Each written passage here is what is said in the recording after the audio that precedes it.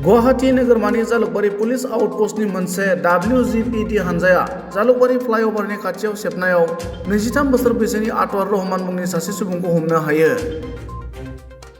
हमजानाय सुबुंखौ नाव फैसानि होनना मिथिहोनायजों लोगोसे बेजों लोगोआव नंखाय सनानि गंसे नाव आरो 500 रांनि 32,000 भारतारि नंखाय रां मोनो होनना मिथिहोयो आरो हमजानाय सुबुंखौ आयेननि गेजेरजों साजा होनाय जागोन होनना मिथिहोयो। बेबादिनो बशिष्ठ पुलिस थानानि मोनसे EGPD हानजाया संदाननानै सानै ड्राग्स फालांगिरिखौ हमो।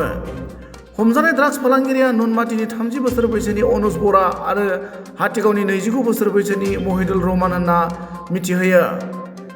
भेटामारानि नामगर लामायाव हमजानाय सानै ड्राग्स फालांगिरिनिफ्राय गं 53 कन्टेनाराव 75 ग्राम ड्राग्स मोननो हायो होनना पुलिसनि बिथिंनिफ्राय मिथिहोयो आरो हमजानाय सानै सुबुंखौ आयेननि गेजेरजों साजा होनाय जागोन होनना पुलिसनि बिथिंनिफ्राय मिथिहोबावो।